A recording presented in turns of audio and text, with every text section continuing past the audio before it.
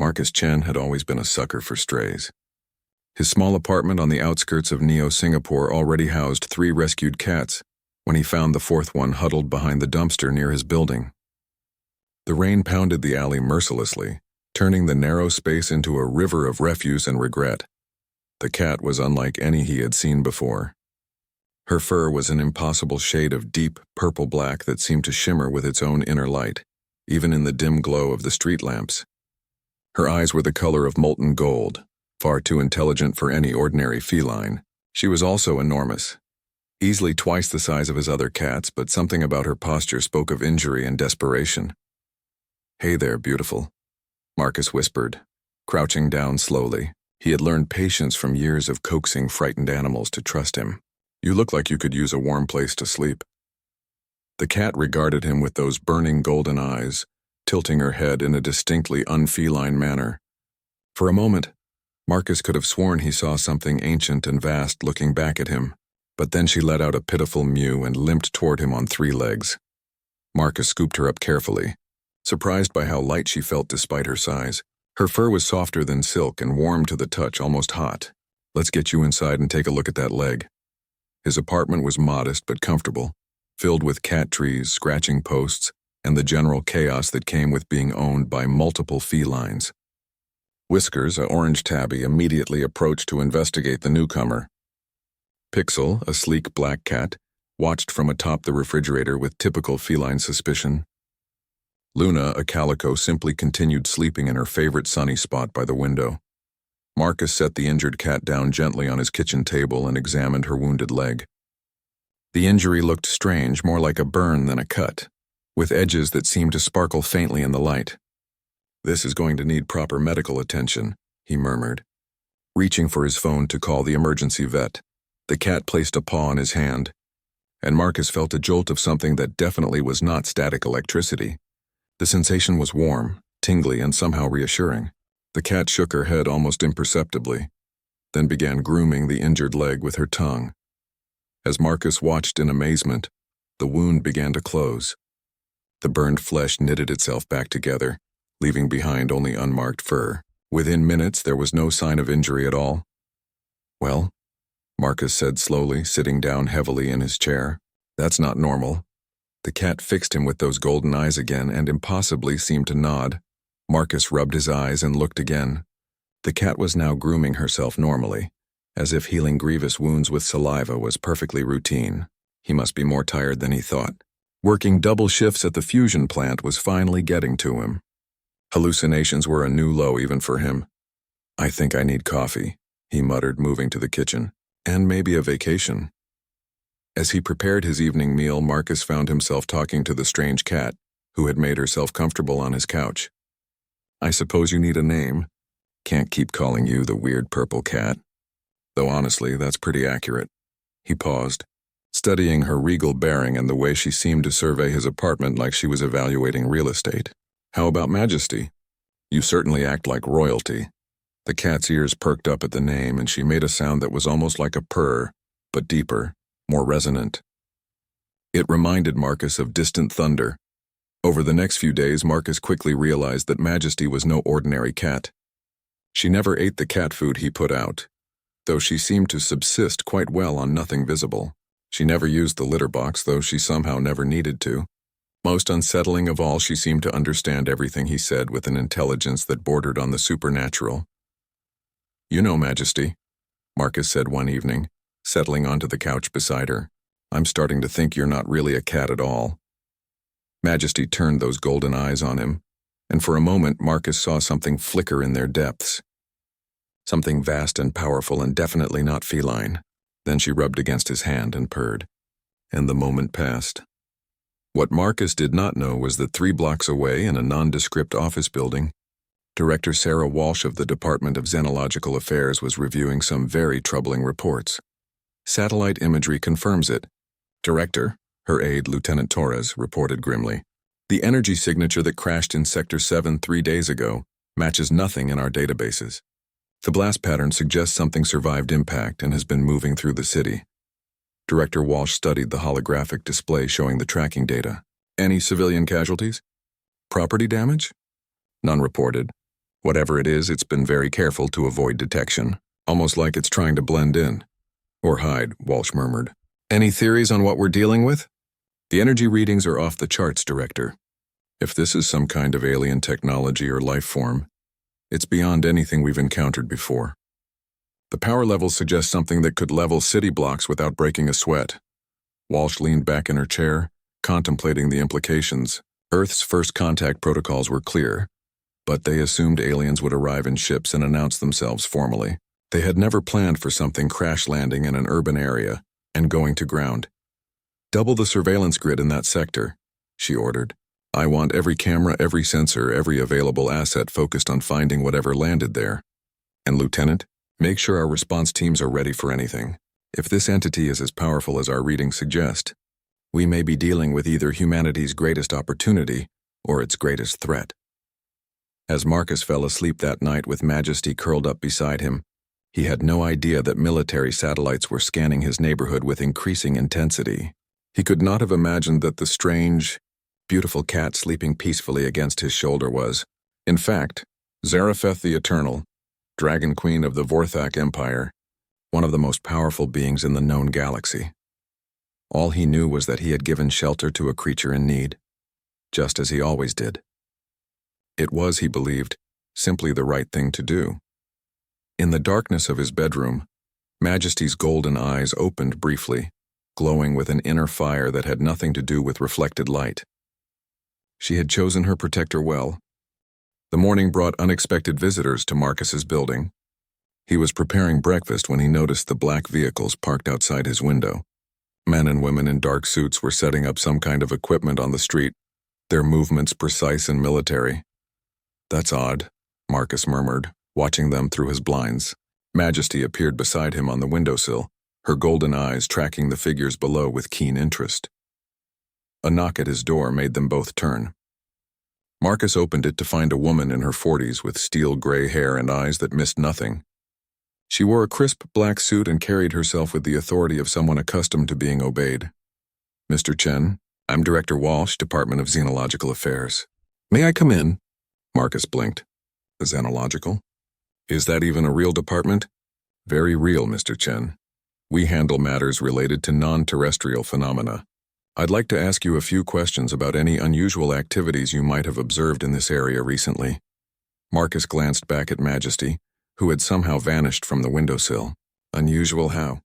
Director Walsh stepped into his apartment, her eyes scanning the room methodically. Energy discharges. Unexplained lights. Perhaps unusual animal behavior? Just my cats being cats, Marcus said carefully.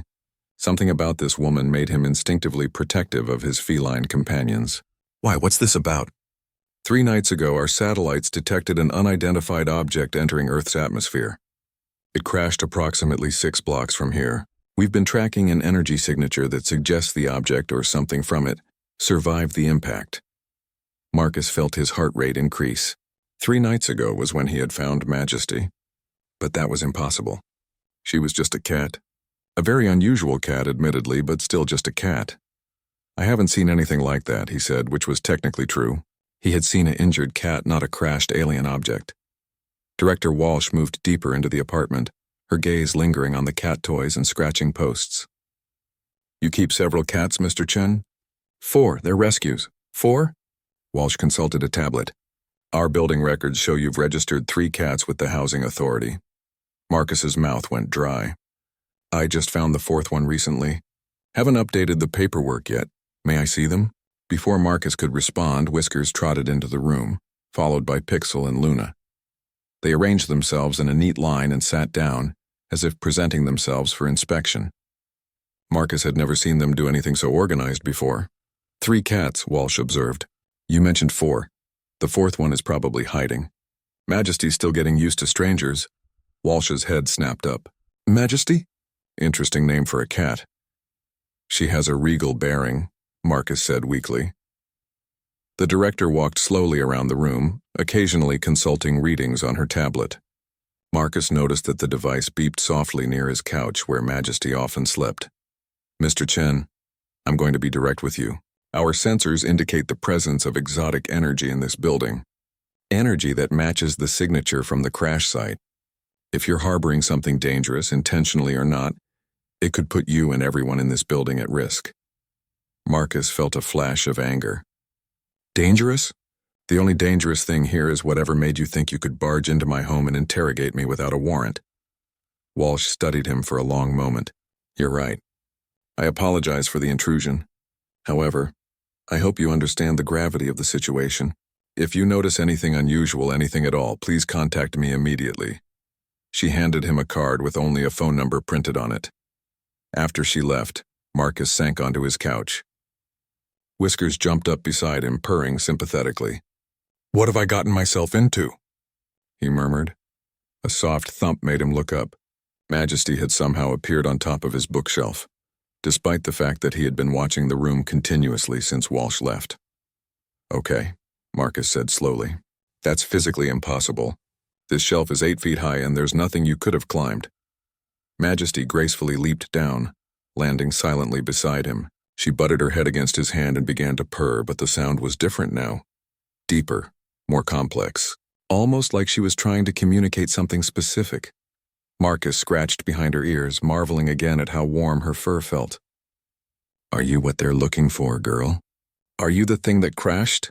Majesty's purring intensified and she fixed him with those impossible golden eyes. For a moment, Marcus could have sworn he saw gratitude in their depths, and something else. Affection, maybe, or respect. That evening, Marcus found himself researching everything he could about the Department of Xenological Affairs.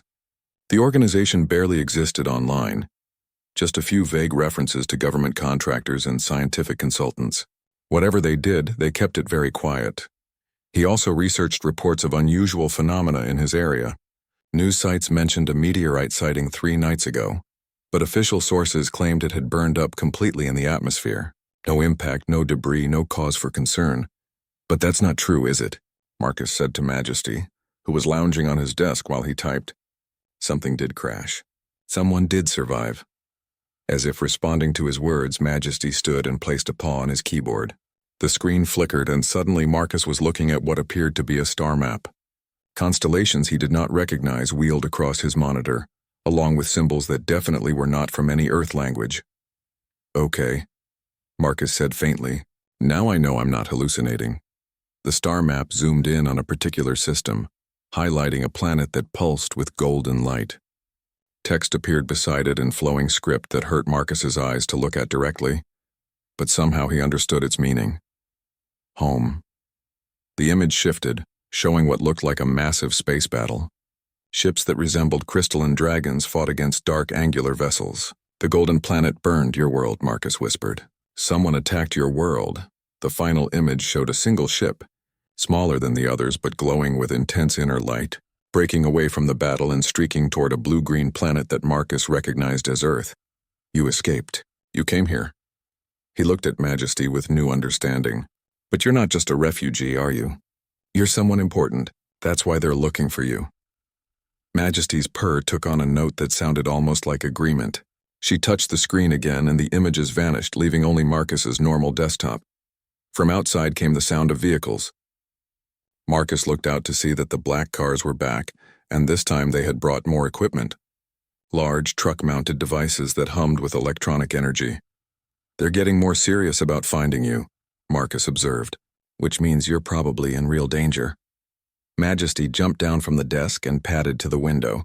She stood on her hind legs, front paws pressed against the glass, watching the activity below with obvious concern.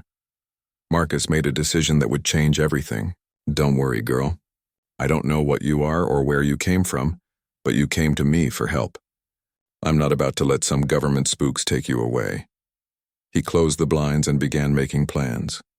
If Director Walsh and her people wanted to find his 4th cat, they were going to have to work a lot harder for it.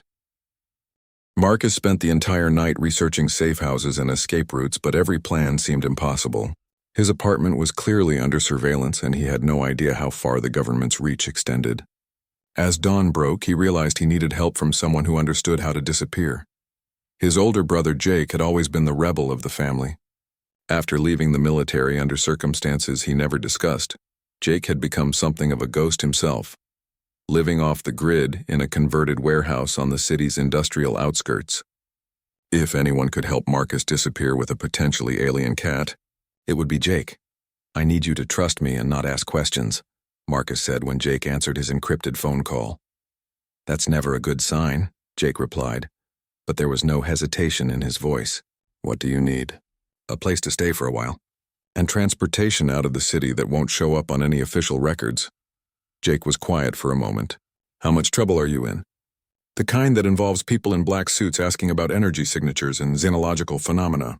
"Jesus, Marcus. What did you get yourself into?" "I helped someone who needed it. That's all you need to know right now." Jake sighed. Same old Marcus. Always picking up strays. "Okay, there's a maintenance tunnel that runs under 3rd Street.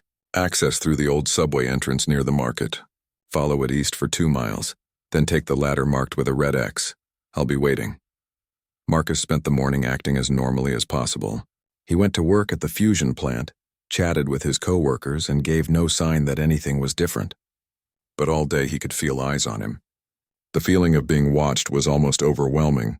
That evening he prepared carefully. He loaded a backpack with supplies and emergency cash, trying to think of everything Majesty might need while keeping the bag light enough to carry quickly. The hardest part was explaining to Whiskers, Pixel, and Luna that they could not come. "I'll be back for you," he promised them, scratching each behind the ears. "Jake will come by to feed you until then." Majesty seemed to understand what was happening.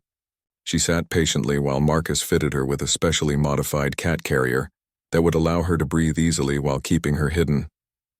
Just before he closed the carrier, she looked up at him with those golden eyes and, impossibly, seemed to mouth the word "thank you." Marcus blinked, certain he had imagined it. But the gratitude in her gaze was unmistakable. The maintenance tunnels were exactly as Jake had described them, dark and humid but mercifully empty. Marcus made his way through the underground maze, guided by Jake's precise directions and the faint glow from his phone's flashlight. Majesty remained completely silent in her carrier, though he could feel her warmth against his back. Jake was waiting at the designated exit, dressed in dark clothing and carrying a duffel bag. He had not changed much since Marcus last saw him, still lean and alert, with the careful eyes of someone who had seen too much. "This way," Jake said without preamble, leading Marcus to a battered delivery truck parked in the shadows. "We've got maybe a 10-minute window before the surveillance grid picks us up again." As they drove through the industrial district, Jake glanced at the cat carrier. "So what's in the box that has the government so interested?" "A cat. Must be one hell of a cat, you have no idea." Jake's warehouse was a fortress disguised as urban decay. From the outside it looked abandoned, but inside it was a sophisticated safe house with reinforced walls, independent power systems, and enough electronic countermeasures to frustrate most surveillance attempts. "Welcome to my humble bunker," Jake said, sealing the heavy metal door behind them. "You should be safe here for a while, but we need to talk about long-term plans." Marcus set down the carrier and opened it carefully. Majesty emerged slowly, taking in her new surroundings with obvious caution. The warehouse was vast and mostly empty, with high ceilings and harsh industrial lighting. "That's your alien refugee?" Jake asked, sounding disappointed. "It's just a purple cat." "Watch," Marcus said. He knelt beside Majesty and spoke softly. "It's okay, girl. We're safe here. Jake's a friend." Majesty looked at Jake for a long moment, then did something that made the former soldier take an involuntary step backward. She stood on her hind legs, balancing perfectly upright like a human, and inclined her head in what was unmistakably a formal bow. "Okay," Jake said slowly. "That's not normal cat behavior." "There's more," Marcus said. "Show him about the computer, Majesty." Marcus pulled out his laptop and set it on a nearby workbench. Majesty approached it carefully, then placed a paw on the touchpad. The screen flickered and came alive with the same star maps Marcus had seen before. Jake watched in stunned silence as images of distant worlds and space battles played across the screen. When the display showed the golden planet under attack, he whistled softly. "That's your home world?" he asked Majesty directly. The cat nodded, a distinctly human gesture that looked surreal coming from a feline form. "And you escaped to Earth?" Another nod. Jake looked at Marcus with new respect. "Brother, you just gave sanctuary to what appears to be alien royalty. Do you have any idea what kind of firestorm this is going to cause?" Before Marcus could respond, alarms began blaring throughout the warehouse. Jake rushed to a bank of monitors showing feeds from hidden cameras around the perimeter. "We've got company," he announced grimly. "Military vehicles, full tactical teams. Someone tracked you here fast." On the screens, Marcus could see dozens of armed figures taking positions around the warehouse. Director Walsh stood beside an armored command vehicle speaking into a radio. "How is that possible?" Marcus asked. "We were careful." Jake's expression was grim. "They must have tagged you somehow, or—" He looked at Majesty with sudden understanding. "They're tracking her directly. Whatever she is, she's putting out some kind of signal they can follow." A loudspeaker crackled to life outside. "Mr. Chen, this is Director Walsh. We have the building surrounded. There's no need for anyone to get hurt. We simply want to talk." "Like hell," Jake muttered, moving to a weapons locker. Marcus knelt beside Majesty, who was watching the monitors with obvious concern. "Can you stop them from tracking you?" he asked her quietly. Majesty tilted her head, considering. Then she moved to the center of the warehouse and did something that defied every law of physics Marcus thought he understood. She began to glow. The purple-black fur shimmered and brightened until she was surrounded by an aura of golden light. The light grew stronger, pulsing with each heartbeat, until the entire warehouse was bathed in warm radiance. All of Jake's electronic equipment shut down simultaneously. The lights went out, the monitors went dark, and even Marcus's watch stopped working. "Electromagnetic pulse," Jake breathed. She just fried everything electronic in a half-mile radius. Outside, they could hear shouting and the sound of vehicles refusing to start. Through the windows, the city beyond was dark. Streetlights and building illumination gone. Majesty returned to her normal appearance, though her golden eyes now held an unmistakable gleam of satisfaction. "Well," Marcus said, "I guess that bought us some time." The electromagnetic pulse had given them a temporary advantage, but Marcus knew it would not last long.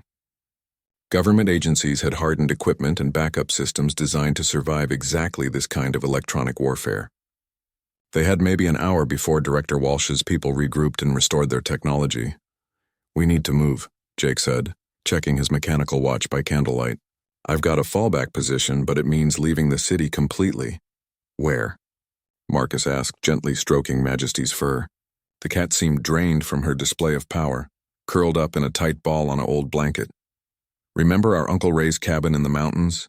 The one he used for hunting? It's off-grid, no electronic infrastructure for her to accidentally fry, and isolated enough that we might have time to figure out what comes next." Marcus nodded. Uncle Ray's cabin was a good choice. The old man had been a survivalist who trusted technology about as much as he trusted politicians, which was to say not at all. Everything there ran on wood stoves, hand pumps, and solar panels with manual controls. "How do we get there without vehicles?" Marcus asked. Jake smiled grimly. "Who said anything about vehicles?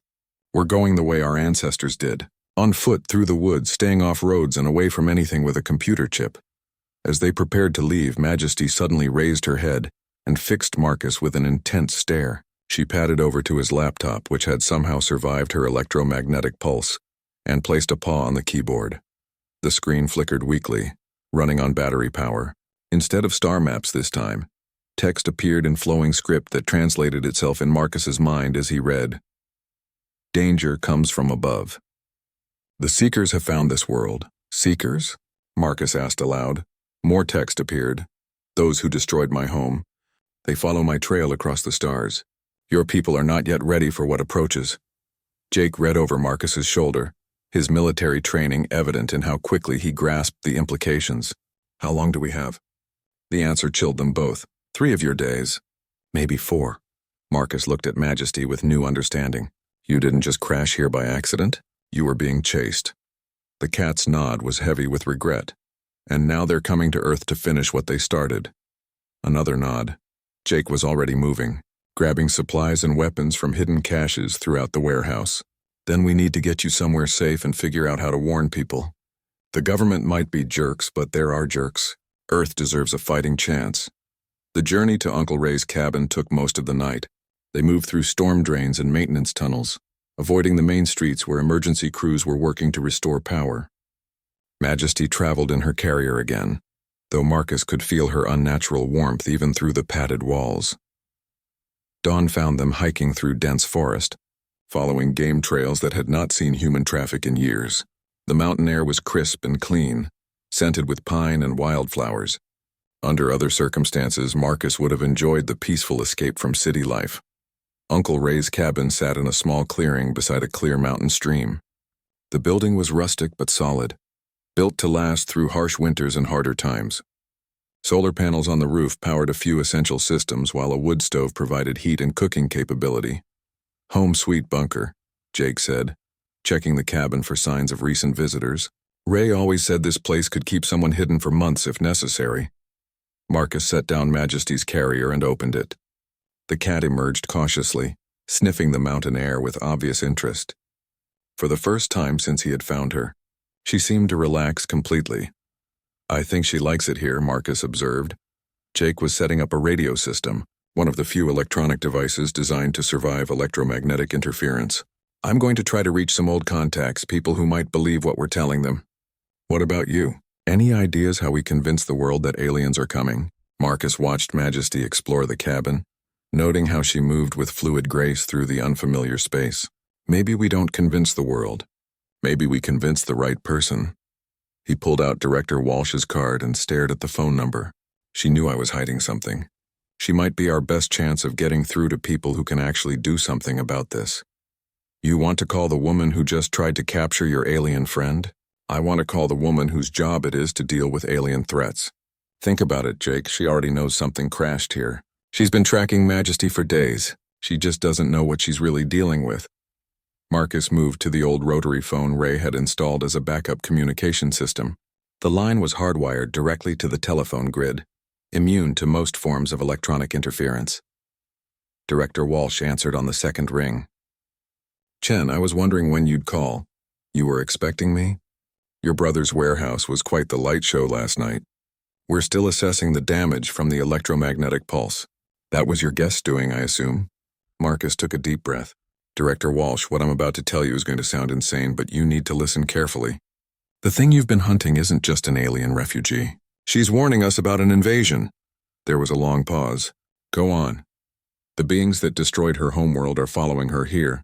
We have maybe 3 days before they arrive. Earth needs to prepare for war." "Mr. Chen, even if I believed what you're telling me, how could you possibly know any of this?"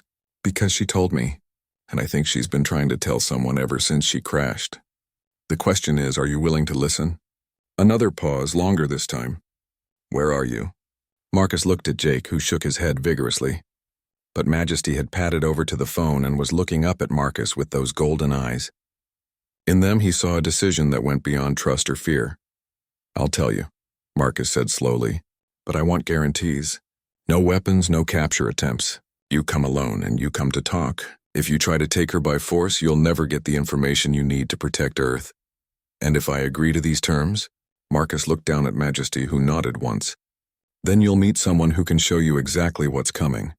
And maybe, if we're very lucky, she can show us how to fight it." Walsh was quiet for nearly a minute. When she spoke again, her voice had changed, taking on the tone of someone who understood that the game had suddenly become much bigger than anyone had anticipated. "Send me coordinates. I'll come alone, but Chen, if this is some elaborate hoax, I'll make sure you spend the rest of your life in a very small, very secure room." "It's not a hoax," Marcus said, looking at Majesty's otherworldly beauty and remembering the star maps that had shown her world dying. "I wish it were." Director Walsh arrived at the mountain cabin just as the sun reached its zenith. True to her word, she came alone, driving a simple rental car instead of the armored vehicles Marcus had expected. She wore hiking boots and practical clothing, though Marcus noticed the discreet bulge of a concealed weapon beneath her jacket. "Mr. Chen," she said, stepping out of the car with careful precision. Her eyes immediately found Jake, who was watching from the cabin's porch with his own weapon clearly visible. "And this would be your brother." "Jake Chen, formerly Staff Sergeant Jake Chen," Jake replied without moving from his position. "Let's keep this civil, Director." Walsh nodded acknowledgement and turned her attention to Marcus. "I've come as requested. Alone, unarmed except for personal protection, and with an open mind. Now show me what's so important that you've turned my department upside down." Marcus opened the cabin door and gestured for her to enter. "She's inside." "But, Director, I need you to understand something before you meet her. She's not just intelligent. She's ancient, powerful, and she's been trying to warn Earth about something that could destroy our entire civilization. I'll be the judge of that, Walsh said. But Marcus noticed her hand unconsciously drift toward her weapon as she stepped into the cabin. Majesty was sitting in a patch of sunlight near the window, her purple-black fur gleaming with that subtle inner light that Marcus had grown accustomed to. To anyone else, she might have looked like an unusually large, unusually colored house cat, until she stood up and spoke. "Director Walsh," Majesty said, her voice a melodious contralto that seemed to resonate from everywhere at once. "I have been waiting to meet you." Walsh froze completely, her hand halfway to her weapon. "That's impossible." "Many things are possible that your people have not yet imagined," Majesty replied, padding closer with fluid grace. "I am Zarephath the Eternal, Queen of the Vorthak Empire, Guardian of the Seven Suns, and I bring warning of the Devourers who hunt me across the void." The transformation that followed was like watching a living sculpture reshape itself. Majesty's form rippled and flowed, growing larger and more luminous. Her feline features elongated and refined themselves until she stood before them as a being of impossible beauty. Humanoid, but clearly not human. Her skin held the same purple-black shimmer as her fur had, and her golden eyes now burned with stellar fire. "This is my true form," Zarephath said, her voice now carrying harmonics that made the cabin walls vibrate softly, "though I find I have grown quite fond of your feline shape. There is something wonderfully honest about cats." Director Walsh had gone pale but maintained her composure with professional determination. "You're claiming to be an alien queen. I am claiming nothing. I am stating fact." Zarephath gestured, and the air above her hand shimmered with holographic images. "This is my empire, or rather what remains of it." The images showed worlds of breathtaking beauty, crystal cities that touched the clouds, oceans that sparkled with bioluminescent life, forests where the trees themselves seemed to sing. And then the images shifted to show those same worlds burning, consumed by creatures of living shadow that devoured everything in their path. "The Seekers," Zarephath continued, her voice heavy with grief. "They are not alive as you understand life, nor truly dead. They are hunger given form, emptiness that seeks to fill itself by consuming everything that exists. They have pursued my people across the galaxy, destroying world after world."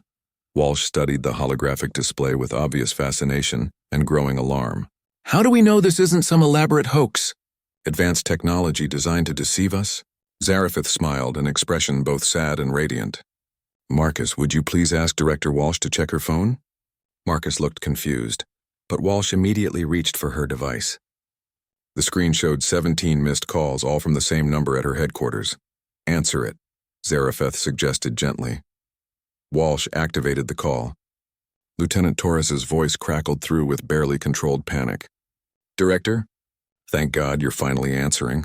We've got massive sensor readings coming in from deep space. Multiple objects, huge ones, approaching the outer solar system at incredible speed."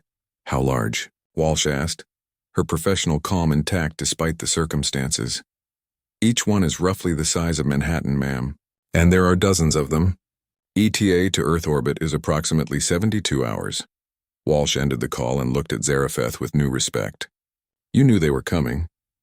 "I have felt their approach like a storm on the horizon," the Dragon Queen replied. "My escape from my homeworld was carefully planned, but not carefully enough. They followed my trail here, and now Earth stands in their path." Marcus stepped forward. "But there's hope, right? You can help us fight them?" Zarephath's expression grew complex. "I am powerful, Marcus Chen, but I am one being against a force that destroyed an entire interstellar empire. However, I did not come to your world merely to hide. I came because your species possesses something my people lacked." "Which is?" Walsh asked. "Adaptability, innovation, the willingness to attempt impossible things simply because they have not been tried before." Zarephath's golden eyes fixed on Marcus. "And most importantly, the capacity for individuals to make sacrificial choices for the benefit of strangers." Marcus felt heat rise in his cheeks. "I just helped a cat that was hurt. You sheltered an unknown being without thought of reward or recognition. You protected me even when government agents came to your door. You risked everything to keep me safe, knowing nothing about who I truly was."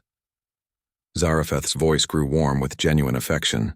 "This is why I believe your species might succeed where mine failed.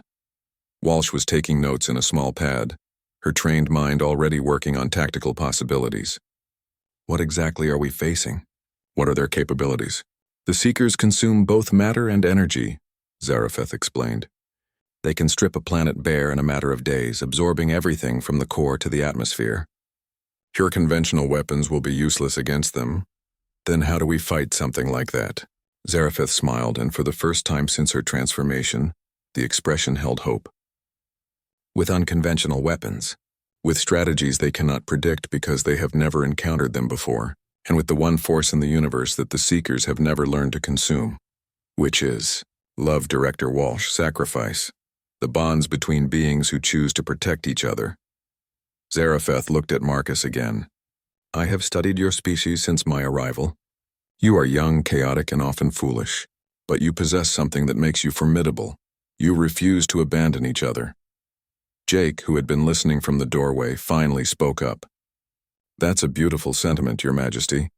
But how exactly does human stubbornness translate into stopping city-sized death machines? Zarephath's laugh was like music. Oh, Jake Chen, you are about to discover that human stubbornness, properly applied, is the most dangerous force in the galaxy. The next 18 hours transformed from peaceful mountain refuge into the most intensive strategy session in human history. Director Walsh had called in every favor and activated every secure communication channel at her disposal. The cabin's simple interior now buzzed with encrypted conversations as world leaders, military commanders, and scientists joined a global conference unlike any before it. Zarephath had returned to her feline form for the discussions, finding the smaller shape less intimidating for the human participants.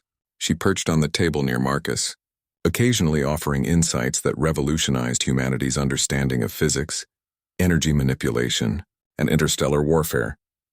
The traditional approach would be to meet them in space, Kai, General Morrison said through the secure video link from the Pentagon. Intercept them before they reach Earth orbit. That would be suicide, Zarephath replied, her feline voice somehow carrying the authority of eons. The Seekers expect their prey to flee or fight conventionally. What they do not expect is for a species to turn their own planet into a weapon. Dr. Sarah Kim, the world's leading expert on exotic matter, leaned forward on her screen from CERN. You're suggesting we weaponize Earth itself? I am suggesting you use what makes your world unique.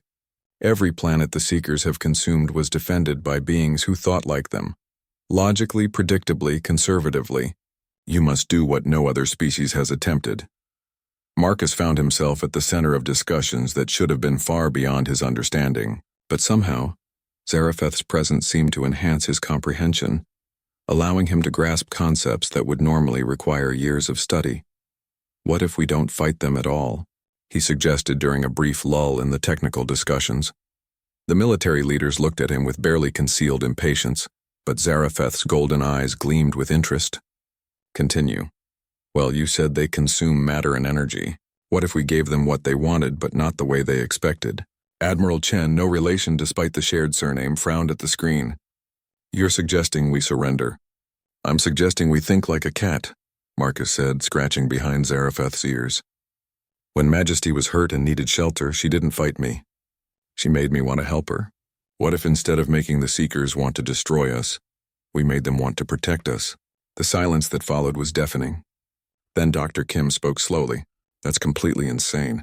You're talking about psychological warfare against entities that may not even have psychology as we understand it. The boy has wisdom, Zarephath purred. The Seekers have consumed for so long they have forgotten why they began. They are driven by an emptiness that can never be filled through destruction. But what if that emptiness could be filled another way? Director Walsh was taking frantic notes. You're talking about somehow satisfying their hunger without letting them destroy Earth. I am talking about giving them something they have never encountered, Zarephath said. A species that offers itself freely but on its own terms. Jake, who had been monitoring communications from various military installations, suddenly looked up from his radio. We've got movement in the outer system. The Seekers just passed Jupiter. They're accelerating.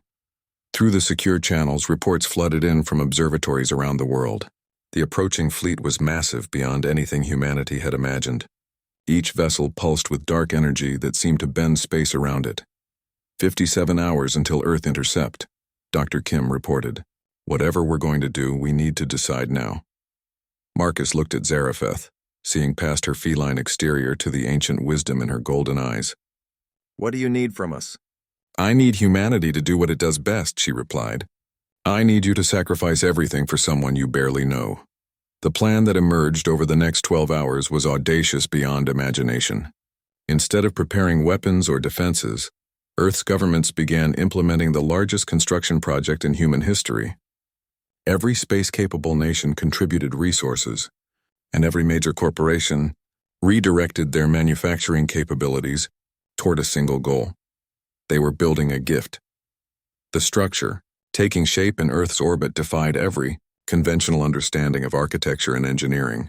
Guided by Zarephath's knowledge and human innovation, it was part space station, part cathedral, part art installation. Most importantly, it was a beacon designed to broadcast a very specific message to the approaching seekers. You're insane, General Morrison said for the 100th time as he watched the construction feeds. You're betting the entire planet on the idea that cosmic destroyers will be impressed by a pretty light show. We're betting the planet on something more important than that, Marcus replied. He had somehow become the unofficial spokesman for the project, the human voice that could translate Zarephath's cosmic perspective into terms others could understand. We're betting on the one thing that makes us human. Zarephath had taken her true form again for the final preparations. Her radiant presence filled the cabin as she made delicate adjustments to the beacon's programming. Marcus speaks truth. What we create is not a weapon or a shield. It is a demonstration of what your species values most. Which is, Walsh asked, the willingness to create beauty in the face of destruction, to offer hope when logic demands despair, to extend kindness even to those who mean you harm. The beacon's construction accelerated as the seekers drew closer. Humanity had never worked together with such unified purpose. Old rivalries were set aside, resources were shared freely, and billions of people contributed whatever they could to the effort. Marcus watched the progress from the cabin, marveling at what his species could accomplish when truly motivated. Will it work? He asked Zarephath during a quiet moment. I do not know, she admitted. What you attempt has never been tried. But I have learned something about humanity in these past days that gives me hope. What's that? You do not calculate odds when someone needs help. You simply help them. She looked at him with infinite warmth. Just as you helped a strange cat in an alley, now your entire species helps a refugee queen they have never met. The final hours before the seekers' arrival were tense beyond description. The beacon was complete, hanging in Earth's orbit like a geometric flower of light and possibility. It pulsed with energy that seemed almost alive, broadcasting messages of welcome, creativity, and hope into the cosmic void. Marcus stood outside the cabin, looking up at stars that now held approaching death or salvation. Zarephath sat beside him in her cat form, her warmth a comfort against the mountain cold. Whatever happens, Marcus said quietly, I'm glad I found you in that alley. And I am glad you chose to see a creature in need rather than a threat to be feared, Zarephath replied. That choice may yet save us all. Above them, the first seeker ships appeared as dark stars against the constellation of human hope. The seeker fleet emerged from the darkness between worlds like a migration of hungry ghosts. Their ships were vast and terrible, geometric impossibilities that hurt to look at directly. They moved with predatory grace toward Earth, their dark energy signatures creating ripples in space that telescopes could barely register. Marcus stood in the cabin's doorway, watching live feeds from around the world. Every major news network was broadcasting the approaching fleet, though most reporters struggled to find words for what they were seeing. Humanity held its collective breath as the moment of first contact approached. They're not slowing down, Director Walsh reported through the secure channel. Her voice carried the strain of someone who had not slept in 3 days. Intercept in 47 minutes. Zarephath, still in her feline form, padded to the window and fixed her golden eyes on the sky. They are curious, she said softly. The beacon confuses them. They have never encountered anything like it. Is that good or bad? Jake asked, checking his weapons out of nervous habit. It is unexpected. For the Seekers, the unexpected is more dangerous than any weapon. The first contact came not with violence, but with a sound that resonated through every radio and communication device on Earth. It was not quite music, not quite speech, but something that conveyed meaning directly to the mind. The message was simple and terrifying: submit and be consumed quickly, or resist and suffer. Humanity's response was equally direct, but completely unprecedented in galactic history. The beacon in Earth's orbit blazed to life with such brilliant intensity that it could be seen with the naked eye from the planet's surface. But this was not the harsh light of a weapon. It was warm, inviting, complex beyond description. The structure unfolded like a flower blooming in fast forward, revealing layer after layer of intricate beauty. And then it began to sing. The song that poured from the beacon carried the collective voice of humanity. It was every lullaby ever sung to a frightened child, every love song that had brought two hearts together, every hymn that had lifted spirits in dark times. It was the music of a species that had learned to create beauty in the midst of hardship. But woven through the human music was something else. Zarephath's own voice, ancient and powerful, singing the funeral dirge of her lost empire while simultaneously offering hope for renewal. The effect on the Seeker fleet was immediate and profound. Their perfect formation wavered. Several ships actually stopped, hanging motionless in space as if their crews were struggling to understand what they were experiencing. "They're confused," Zarephath said, her purr vibrating with satisfaction. "They came expecting fear, desperation, violence. Instead, they find a species offering to share its greatest treasures." The beacon's song continued, but now it was joined by voices from Earth itself. Singers and musicians from every nation added their contributions to the cosmic chorus. Children sang from school assemblies, elderly voices warbled from nursing homes, and even tone-deaf shower singers hummed along from their bathrooms. Marcus found himself crying without shame as he listened to his species speak with one voice to the darkness. "It's working," Director Walsh reported, wonder replacing exhaustion in her voice. "Some of the ships are actually pulling back.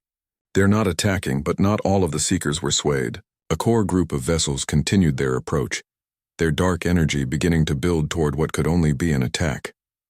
The eldest among them resist," Zarephath explained. "They have consumed for so long that they cannot imagine any other purpose." "Then we fight those?" Marcus asked. "No," Zarephath said, beginning to glow with inner light. "Now I do what I came here to do." The transformation was different this time. Instead of shifting to her humanoid form, Zarephath began to expand and change into something far more magnificent. Her feline body elongated and grew, sprouting wings that seemed to be made of starlight itself. She became what she truly was, a dragon whose scales held the light of 7 suns, whose eyes burned with the wisdom of ages. "I am the last queen of the Vorthak," she declared, her voice now carrying across space itself through means that had nothing to do with sound waves.